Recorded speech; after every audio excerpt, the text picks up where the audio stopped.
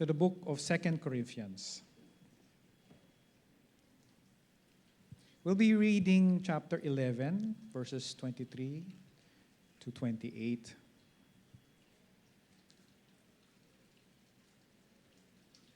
Nakita na po? Nakita na po? Okay. So, tatagal tayo pag hindi kayo sumasagot, kaya sumagot kayo. Okay? So, we'll read this responsively. Mauna muna ako, then you will read the verse after that. Okay? So, 2 Corinthians chapter 11, verse 23, and the Word of God says, "Are they ministers of Christ? I speak as a fool. I am more in labors, more abundant, in stripes above measure, in prisons more frequent, in deaths oft."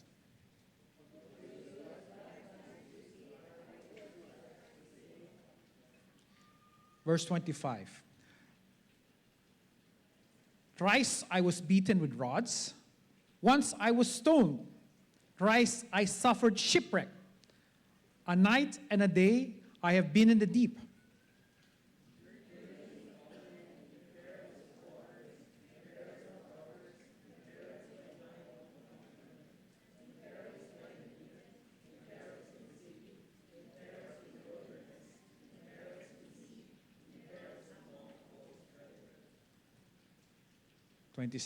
"In weariness and painfulness, in watchings often, in hunger and thirst, in fastings often, in cold and nakedness." Verse 28, sabay-sabay po tayo. "Beside those things that are without, that which cometh upon me daily, the care of all the churches." Let's bow our heads and close our eyes. Thank you, Lord, for the reading of your word. Thank you, Lord, for this opportunity to deliver the message of our pastor. By myself, Lord, I am not worthy. I am not capable. It's only by your grace, only by your mercy, through your wisdom, Lord, that I'm able to stand here. Grant me, Lord, the courage, the words, and as I speak, Lord, may your word be planted in the hearts and minds of your people, that they not only hear it here, but also, Lord, use it in their daily lives. We thank you, Lord, for this afternoon, for this evening that you've given us. Help us, Lord, to dwell on your word. And we ask you, Lord, that you preserve, Lord, and lift up, Lord, our pastor who's in the place of Palawan, that he be used mightily there. Give him, Lord, your traveling mercies. Surround him, Lord, your hedge of protection. This we do, Lord, for your greater glory. This is my prayer, Lord, in the sweet and mighty name of Jesus. Amen. You may all sit down. So, I'd like to read this again. Kasi, if you will read these verses from 23 to 24 hanggang 28, makikita nyo, parang listahan to ng mga complaint, yung mga problema na pinagdaanan ni Paul, ni Apostle Paul. Okay? So makikita mo, in labors more abundant, mas marami daw siyang trabaho. In stripes above measure, in prisons more frequent. In Jews, 5 times I received 40 stripes, save one. 40 stripes. Ibig sabihin ng 40 stripes, bugbog po yun. Rods, stone, shipwrecks. Kung makikita natin, parang listahan ni Paul to eh. Listahan ng mga pinagdaanan niyang mga problema, mga challenges, mga siguro yung mga hindi magandang nangyayari sa kanya. Just like each and every one of us, the people in the Bible, yung mga characters in the Bible, meron silang hinaharap na mga challenges, may hinaharap po sila ng mga problema. So, it's not, walang exempt sa mga problema, mga paghihirap, mga difficulties. Iba-ibang klase. Siguro noon, sa kanila, merong mga yung pagta-travel, hindi maganda. Pero for us, iba rin ang mga problema natin. Recently, nagbayad kami ng kuryente namin. Usually, ang kuryente namin, mga 4,000 or 5,000 lang yan eh. But yung latest bill namin, umaabot na halos 8,000 na. Okay? Tapos, although bumaba ng konti yung diesel, tumaas siya until siguro mga 100 plus eh. So yung dating 3,000 ko na full tank dati, ngayon wala na. So hindi to exceptional eh. Lahat po tayo na nagkakaroon ng mga problema. Hindi ko alam kung anong hinaharap yung problema tonight. Okay? But I'm sure meron kayong hinaharap. It may be a financial burden. Okay? It may be tungkol sa health nyo, sa pag-aaral, sa trabaho, sa relationships. But the thing is, lahat ng tao may problema. Walang exception. Except maybe siguro kung nandun ka sa loob, sa Mandaluyong. O di kaya, 6 feet under ka. Pero aside from that, lahat po tayo may problema. Each one, everyone has their own unique problems. Hindi po tayo exempt dun. Okay? And kung iisipin mo, part lang ng buhay ito eh. Lahat tayo meron eh. And if you think that ang Panginoon natin, minamahal tayo, all-powerful siya, all-knowing siya, why would He allow us, as His followers, na mahirapan? Bakit? Why does He allow us na umiyak, na mahirapan dito?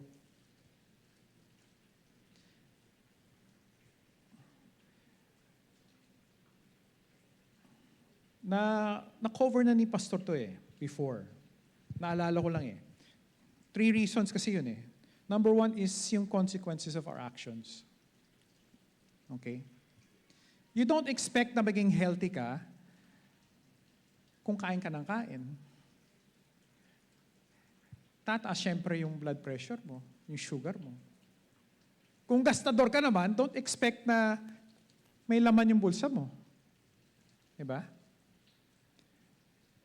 Another reason kung bakit nahirapan tayo is, this is a corrupt world. Yung corruption ng world nandito. When Adam and Eve nagkasala sila sa Genesis, from that day on, yung pinalaya sila sa Garden of Eden, pumasok na yung paghihirap sa buhay natin. And finally, the other reason is because ang paghihirap is a way for changing us to become better. Okay? Yung mga nag-gym, alam nila na, sabi nga nila, ang popular saying is, no pain, no gain. Diba? But that also applies sa pag-aaral.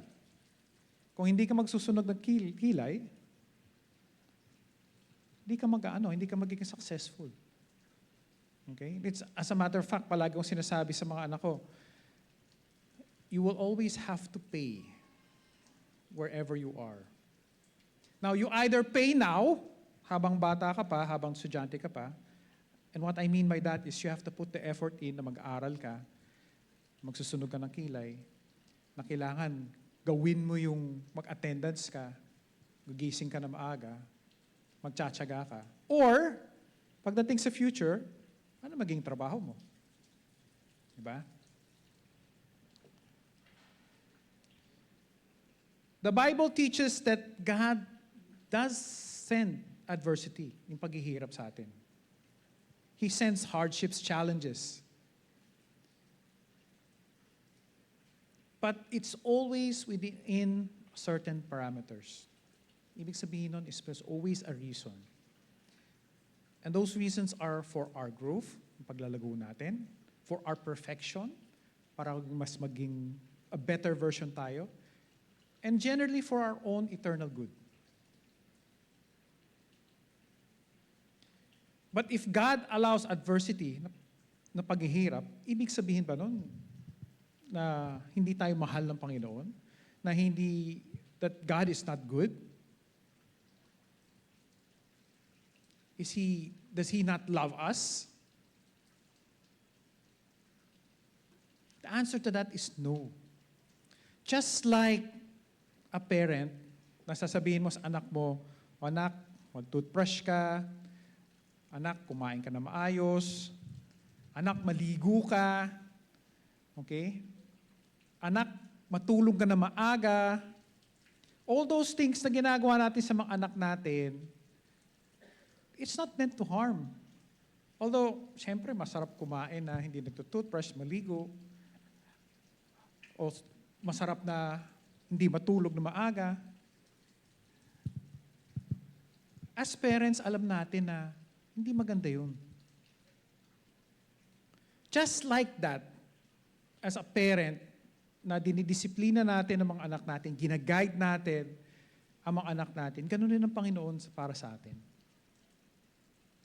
Yung mga bata, hindi nila alam eh. Hindi nila alam kung ano yung ginagawa nila eh. Ang naisip lang nila is, pinagbabawalan ako ni tatay at nanay eh.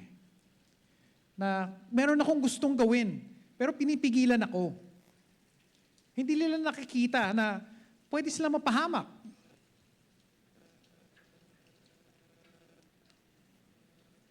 Unfortunately, tayo rin ganun. We can get so magkakaroon tayo ng tunnel vision na nakikita lang natin yung gusto natin.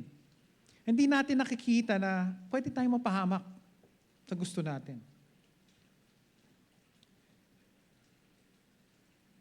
A parent who disciplines a child is no less loving, is actually a good parent. Consistent, positive disciplining of a child is the primary part of good parenting. Yun yung talagang parenting eh. Good parenting. In the same manner, yung pagpalo sa atin ng Panginoon, yung pagdisiplina sa atin ng Panginoon, that is also God's way of telling us na hindi pwede yung mga bagay na yun. Is also God's way of molding us. It's God's way of correcting us. Kaya, pag hindi ka pinapalo ng Panginoon, mag-isip-isip ka na, baka hindi ka anak ng Diyos. Diba? So, let's take a look, an example of Paul. Kung titignan natin si Paul, he's one of the apostles. Okay? And like I said sa verse na talata na binasa natin, yung isang buong litanya na sinasabi niya yung mga nangyari sa kanya. There's no doubt na mahal siya ng Panginoon eh. Kasi by the way na na-save siya, very unique eh. On the way to Damascus, nakala niya, ginagawa niya yung tama. Ano nangyari? Binulag siya. Very dramatic eh. Parang pelikula eh. Diba? Kaya alam mo, mahal siya ng Panginoon eh. He is the only apostle na in-approach ng redeemed Christ. Yung ibang apostle, nakilala si Jesus Christ na hindi pa siya na-redeem eh. And Paul, kilala niya ang Diyos intimately. And he followed Him explicitly. Pero as that list, yung litanya ng mga binasa natin, makikita nyo na kahit ganun ka-close si Paul sa Panginoon, hindi pa rin siya na-spare. Hindi pa rin siya na-exempt sa paghihirap, sa adversity. No doubt, yung ibang mga paghihirap na dinanas ni Paul is secondary to mga actions niya. Kasi alam naman natin si Paul, at the time, bago siya naging follower ni Christ, siya eh. Talagang zealot siya eh. Pinagpapatay niya yung mga followers si Christ eh.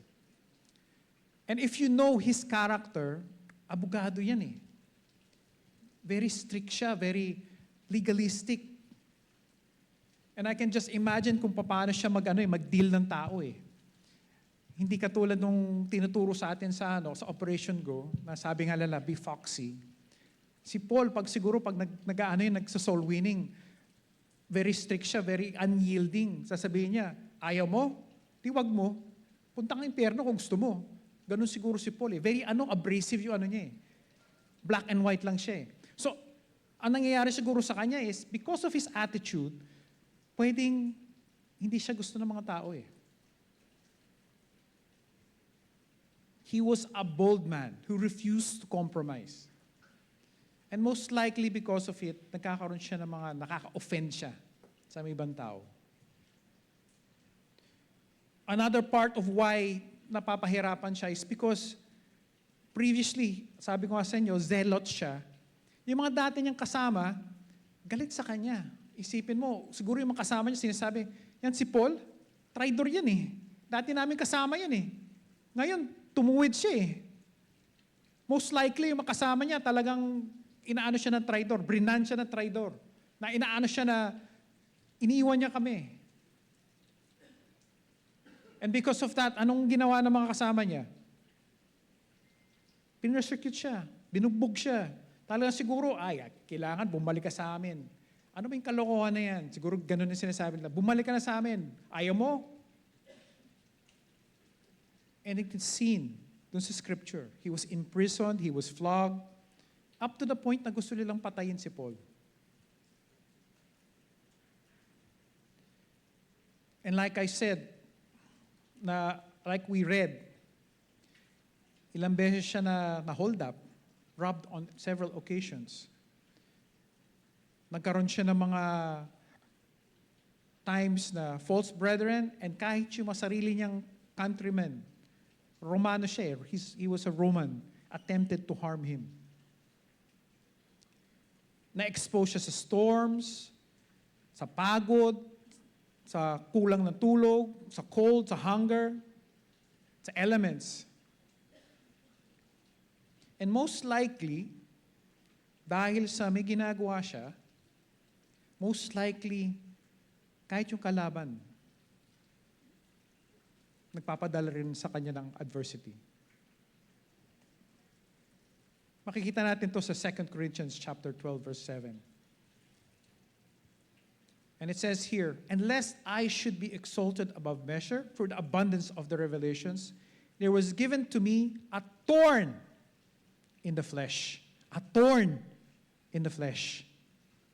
"And the messenger of Satan to buffet me, lest I should be exalted above measure."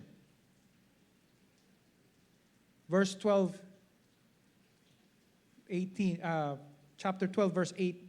"For this thing I besought the Lord thrice, that it might depart from me." Verse 9, "And he said unto me, My grace is sufficient for thee, for my strength is made perfect in weakness. Most gladly, therefore, will I glory in my infirmities, that the power of Christ may rest upon me."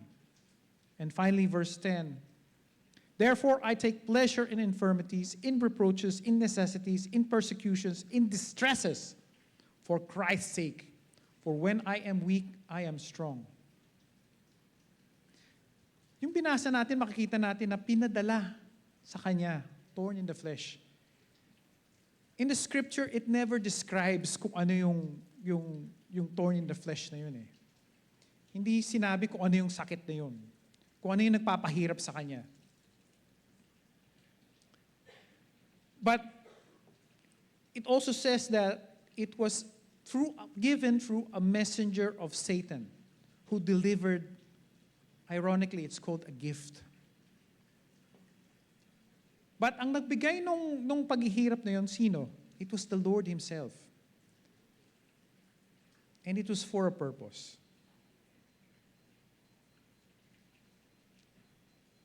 Si Paul sinabi dun sa scripture na 3 beses niya sinabing, "Lord, tanggalin mo sa akin to. Please, Lord." Pero anong sabi ng Panginoon? Hindi ko tatanggalin sa iyo. "My grace is sufficient for thee." There's a purpose for you to have that. It was for Paul's ultimate good.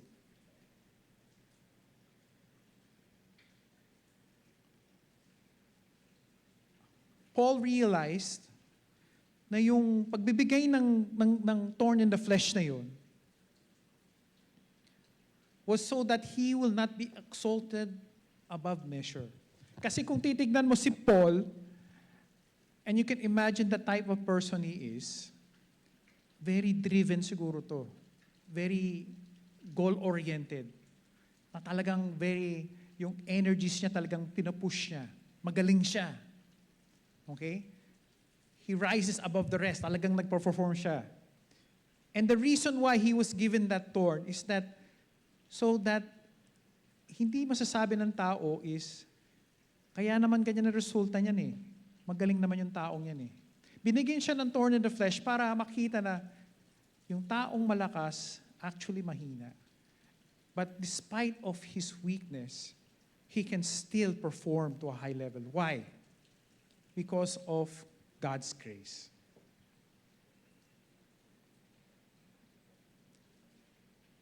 If you look at Paul, when he confronts demons, satanic attack, when he rebukes enemies, very forceful siya. He stood up to persecutors. He had no fear. Wala siyang takot. When it came to arguing and confronting them for the Lord.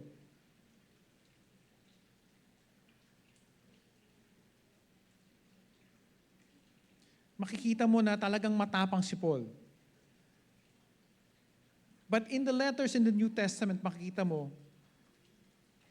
that although ganun yung attitude niya, yung personality niya, when it came to the thorn of the flesh na binigay sa kanya ng Panginoon, submissive siya.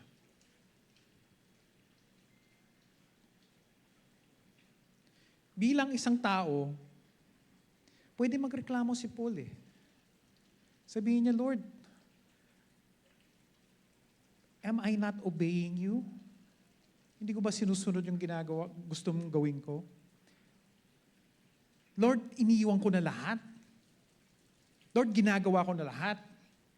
Bakit kailangan pang magkaroon ako ng thorn in the flesh? Pwede kong sabihin yan eh. Just like ourselves, our first response is to complain. Our first response is to try to flee or to shake it off or to make our own solution. It takes a certain amount of maturity na para sabihin mo, Lord, baka itong adversity na hinaharap ko, baka itong paghihirap na hinaharap ko, may message ka para sa akin to. Perhaps there is a message, there's something that I need to learn from what I'm experiencing now.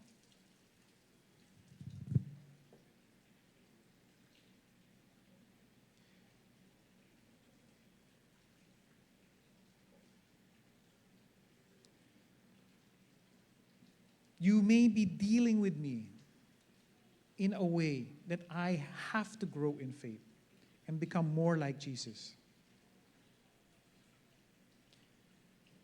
A lot of times, when we are going through adversity, hindi natin nakikita yung purpose eh. Hindi natin nakikita yung start tsaka yung end. Ang nakikita lang natin the here and now. We don't see the big picture. We only see what we are going through at that particular time.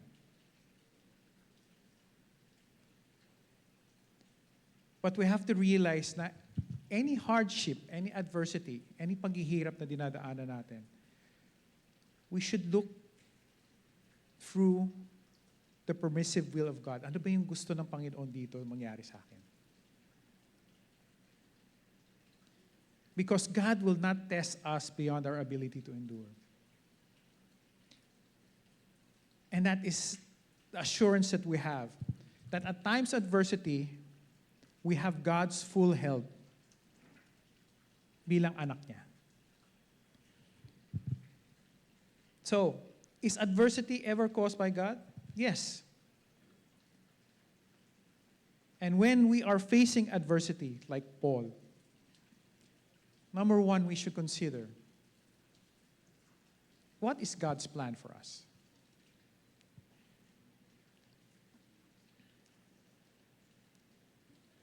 So 2 Corinthians chapter 12, verse 8 to 10. Basahin ko lang. For this thing I besought the Lord thrice, that it might depart from me. Verse 9. And he said unto me, my grace is sufficient for thee, for my strength is made perfect in weakness. Most gladly, therefore, will I rather glory in my infirmities, that the power of Christ may rest upon me. Verse 10. Therefore, I take pleasure in infirmities, in reproaches, in necessities, in persecutions, in distresses, for Christ's sake. For when I am weak, then I am strong. God always has a plan and purpose for our lives. He is always continuing to process and prepare us for the kind of person that we should be, for the blessings that we will receive. His love is greater than anything that we can ask or imagine. Tatanggalin niya sa buhay natin kung ano yung mga hindi natin kailangan, yung mga bagay na maka-hinder sa atin. Mga bagay, mga tao, He will remove it from our lives.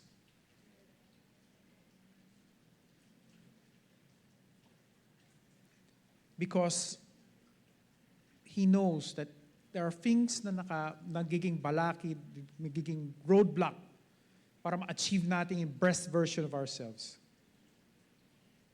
And we have to submit to God's plan. We have to experience the anguish, yung pressure, yung tribulations, yung paghihirap, yung heartaches, in order to become that best version. Sabi nga nila, people change in two ways. Number one, when they see the light, pag na-enlighten ka. Pero rare to eh. Most of the time, we change because we feel the heat. Ibig sabihin nun, nararamdaman natin through pain. Doon tayo bumabago. Kung kailan na mataas ang sugar, kung kailan na tumataas yung blood pressure, that's the time na, ay, kailangan ko pala ng diet. Pag wala ng pangbayad, that's the time kailangan ko palang magtipid. It's only when we feel the heat, when we feel the pain, that's the time na we start to realize na kailangan pala may gagawin akong iba. This is not working.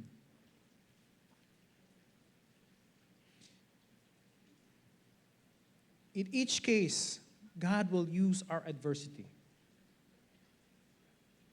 He will use our adversity to lead us to a place in our spiritual lives that we have to turn to Him.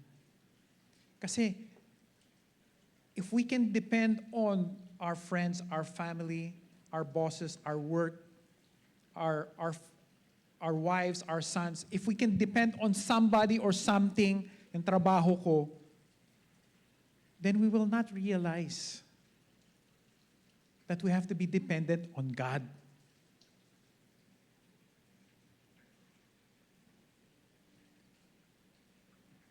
Ang hirap kasi, yung tendency kasi ng tao talaga is maghanap ng paraan para ma-overcome adversity. It is very difficult in human nature to trust and let go. Ang hirap nun. It's also usually, gusto kong solvein to.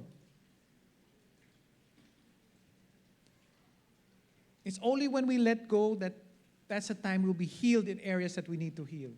We'll grow in ways that we need to grow. And like I said, minsan habang nandun tayo, hindi natin nakikita yung purpose. But God already sees purpose in everything. Our first response in adversity should not be to try to solve, it should not be try to run away or to hide. Our first response should be to get on our knees and get with God.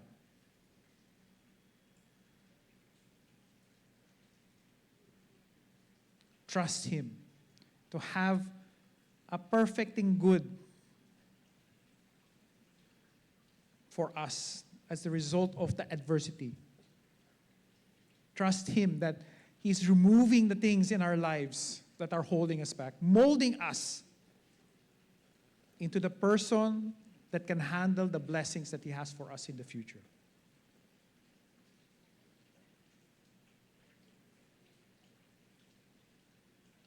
Trust God that there's an eternal purpose for what's happening now. Because as a believer, there is no other way to look at it. Yung identity mo ngayon, bilang empleyado, bilang isang estudyante, bilang isang nanay o tatay, when you look at it in terms of eternity, it's just fleeting. That's not your true purpose here now.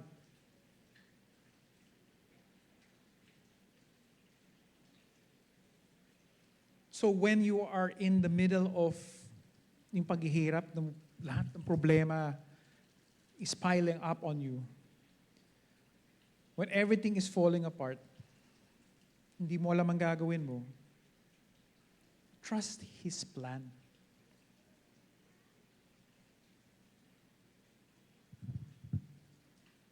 Is adversity ever caused by God? Consider, God gives the permission. When we say adversity or hardship, no discussion is complete without the story of Job. Okay? So, let's read Job chapter 1 from 7 to 12. Basahin natin ng responsively. Ako una, tapos sunod kayo. Okay? Job chapter 1 verse 7. And the Lord said unto Satan, Whence comest thou? Then Satan answered the Lord and said, From going to and fro in the earth, and from walking up and down in it. Verse 8, basahin niyo po.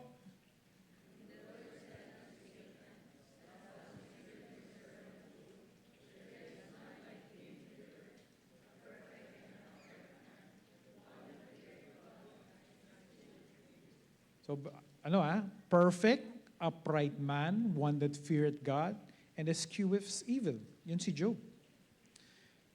Verse 9, and Satan answered the Lord and said, Doth Job fear God for naught? Ano rin to si Satan eh. Parang inaano niya si Lord eh. Sabi niya, may reason naman talagang i-fear ng ikaw ni Job eh. May reason eh. Verse 10, basahin niyo po.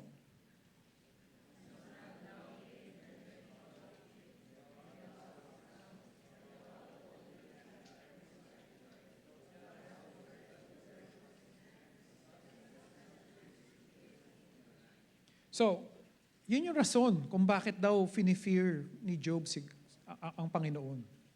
Kasi may head siya about him and his house, protection.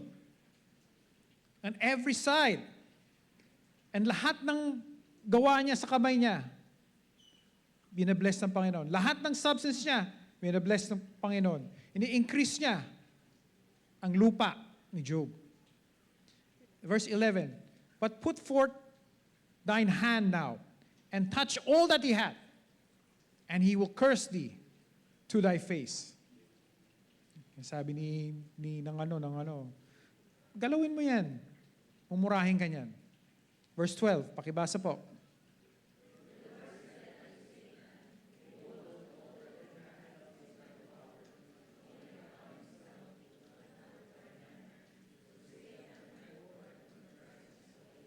So, in these verses nakita natin, yung demonyo, Satan went to God Tapos nag-uusap sila. Tapos sabi niya ng Panginoon, nakita mo ba yung anak kong si Job? Perfect siya. Okay? Upright, fear of me, at ina-avoid yung evil. Ang sagot naman ganun naman talaga eh. Bakit hindi niya i-fear ka? Lahat ginawa mo para sa Kanya. Sabi ng Panginoon sa kanya, sige, galawin mo siya para makita natin.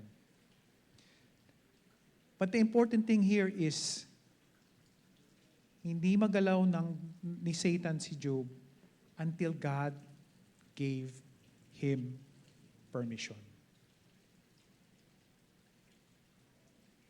Just like each and every one of us, whenever something, a challenge, a difficulty comes into our lives, it has God's explicit permission. Just like when the Lord gave permission to Satan twice to test Job regarding his possessions and children, and the second time, his health and well-being. Nothing that happened to Job was apart from God's permissive will. Just like anything that happens to us, good or bad, has God's will. Kailangan may go ahead.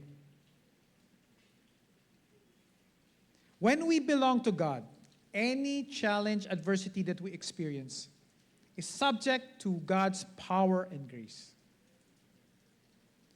Even if things seem out of control, impossible, hopeless, God never stops being in charge of our life. He never loses authority over us. He never loses control over the circumstances that affect us. God is always in control.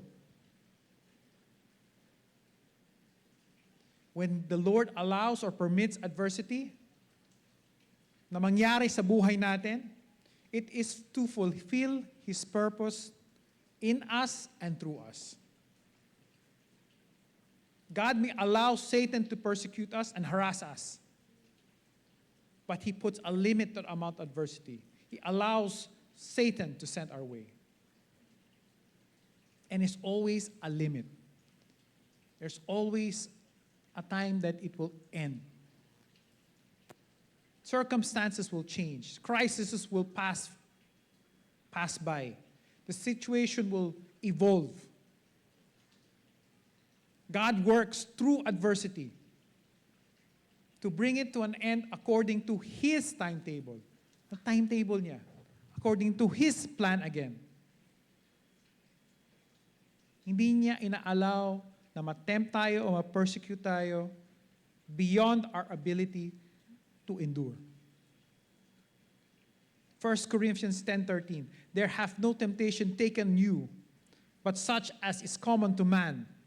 But God is faithful, who will not suffer you to be tempted above that ye are able, but will with the temptation also make a way to escape, that ye may be able to bear it. Any difficulties allowed by God, any difficulties that we undergo is allowed by God.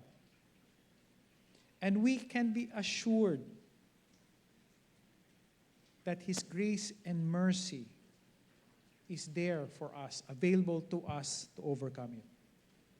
That's why if you are in the midst of a problem now, nasabi mo, ang hirap naman ito, have comfort in your heart and your mind na sasabihin mo sa sarili mo, God allowed this. And that's why He will make a way for me to overcome it. God allowed it.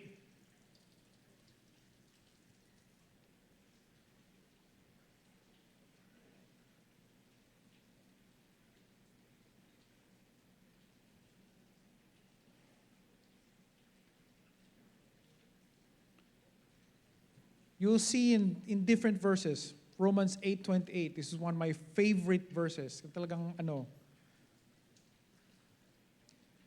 And it says there, and we know that all things work together for good to them that love God. Ang maganda dito is all things. Ang ibig sabihin nun, good or bad, all things.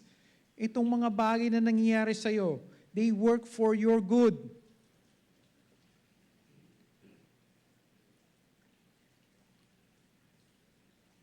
Isa pang tauhan na gustong-gusto ko yung storya is si Joseph. Kasi meron isang verse sa Genesis 50:20 na sinasabi niya dun sa mga kapatid niya, "But as for you, ye fought evil against me, but God meant it unto good, to bring it to pass as it is this day, to save much people alive." Yung mga kapatid niya, binugbog siya, binenta siya, ang dami nangyari sa kanya. Pero in the end, it was still God's plan, with God's permission. Si Joseph, when he was going through all of that, can you imagine yung nararamdaman niya? Na trinaydor siya ng mga kapatid niya? Binenta siya? Siguro naman, wala ditong binenta, walang binugbog na ng mga kapatid niya. But if you look at the life of Joseph, doon mo makikita na even if it seems na hindi maganda, na isang bagay na nangyari sa'yo na hindi maganda, God can still use it for your own good.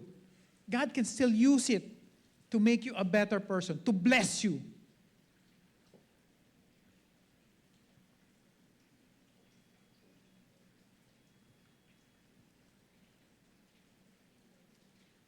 Is adversity ever caused by God? Consider.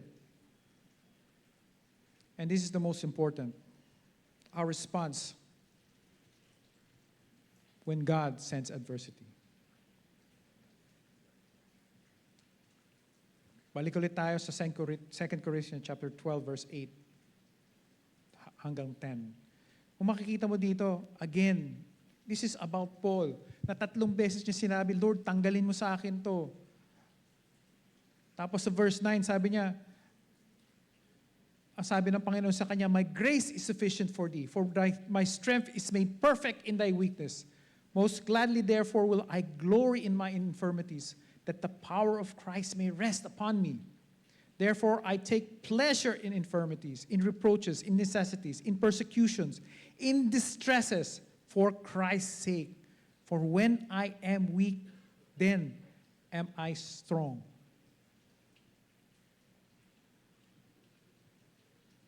Si Paul to, sabi niya, "Lord," pwede siya mag-complain eh. Pwede sabihin, "Marami na ako nagawa para sa iyo eh." Pero, anong sinasabi ni Paul dito? Most gladly, masaya ako.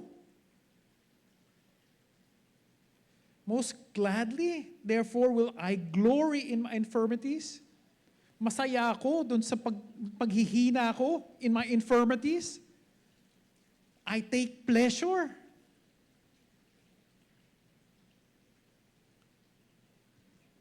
Kung titignan mo, parang hindi logical eh. Sabi ni Paul dito, this goes against yung logic ng mundo eh. Sa mundo, pag sinabi mong weak ka, weak ka. If you're strong, you're strong. But you see, this is where Paul sees beyond kung ano yung nakikita niya dito. Nakikita niya yung through the eyes of God. Paul saw his identity. It was not in himself. Hindi sa sarili niya. Ang nakita niya is God's strength, God's wisdom, God's favor. Ikaw, today, yung hinaharap mong adversity, anong nakikita mo? Are you just looking at what you have? Kung ano yung kaya mo? Is your identity just this? What you see in yourself? Because if that is what you see, then may problema tayo. May problema ka.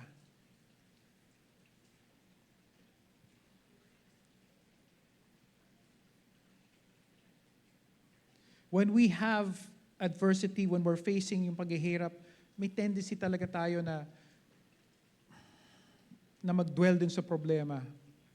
We have a tendency to question, to try to solve the problem ourselves.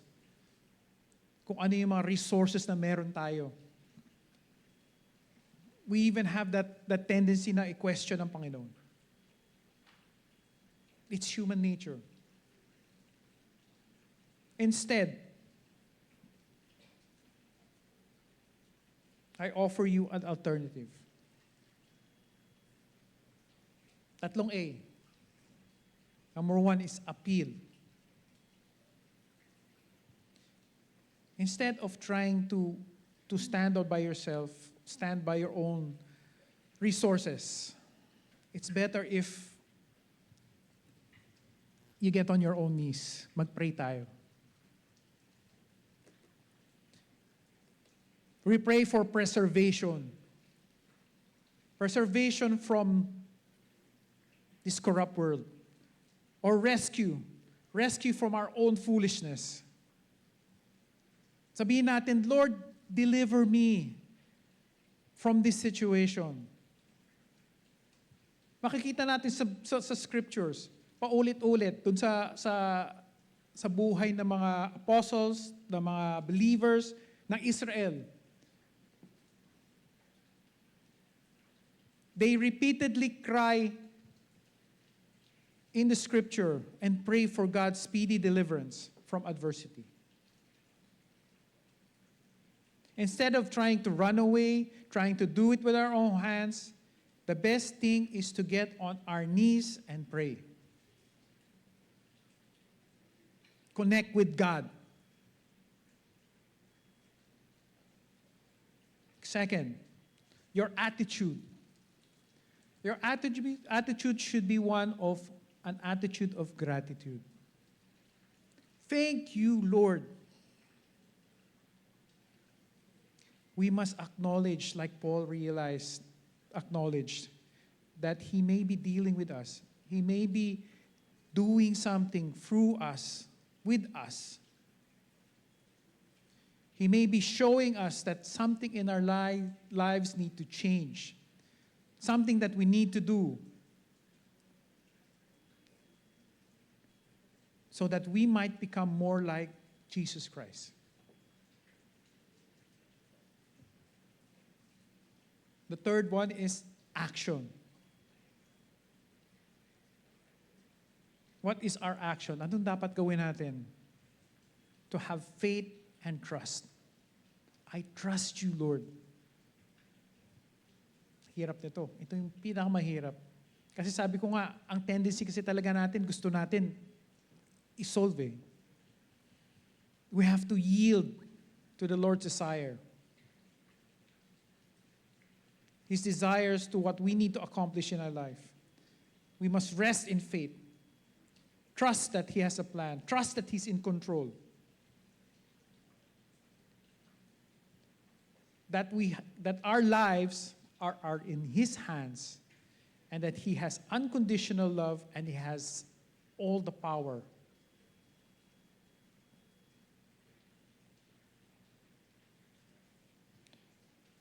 So in conclusion, God may allow challenges in our lives. We must always remember that everything that happens to us that may seem like a setback may actually be a step back. It may be God's way for us to slow us down, to protect us from something, to prepare us for something greater than what we're asking for. A delay in our prayers on what we're asking for, it doesn't mean na walang nangyayari. It doesn't mean na hindi ka mahal ng Panginoon. It doesn't mean na nalimutan ka na. It only means that He is working in silence. That every delay has a purpose. So, like, sabi ni Pastor, habang nag-iintay tayo, we have to humble ourselves down and do what pleases Him. Ano yun? Prayer, reading of His Word, attending church services, cheerful giving, soul winning. And the last is honoring our pastor. Remember, prayer. Ang prayer natin dapat is appealing for preservation or rescue. Please, Lord, deliver me. Yung attitude natin, thankfulness. Thank you, Lord. Our action, faith and trust. Lord, I trust you.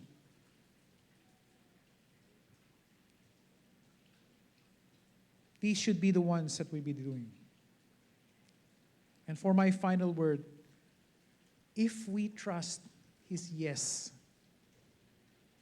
kung naniniwala ka dun sa sinasabi ng Panginoon na yes, dapat maniwala ka rin when He says no and when He says wait.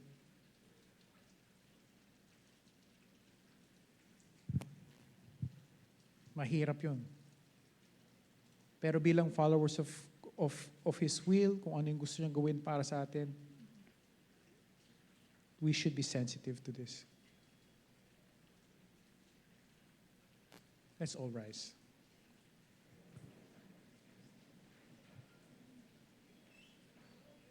Let's bow our heads and close our lives. Lord, salamat po, Lord. Thank you, Lord, for this message. Help us, Lord, to get on our knees rather than to try to fix our own problems, to have the right attitude, one of gratitude in thanking you, Lord, and to have that faith and trust in you, in that whatever hardship, whatever challenges we face, that you have a plan, that this is in your permissive will, and it is good for us. Help us, Lord, to trust you when you say no, when you say wait, just like when we trust you when you say yes. May all our actions, our thoughts, honor you, lift up your name. I'm asking you, beloved, mga kapatid, tonight, if the message has meant anything to you, to come forward and get on your knees, ask for forgiveness, ask for preservation, for deliverance, and for us to have an attitude of gratitude. And to have that faith and trust in the Lord. Come forward. Punta po kayo dito sa harap. And asking you, Lord, to bend your knee.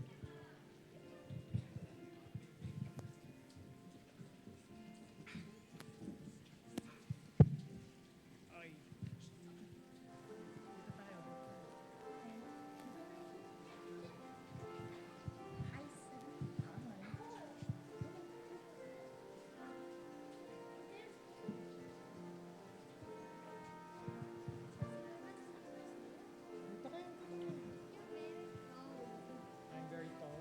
O ikaw, mag-brush ka, maliligo ka. Hi. Okay, let's pray.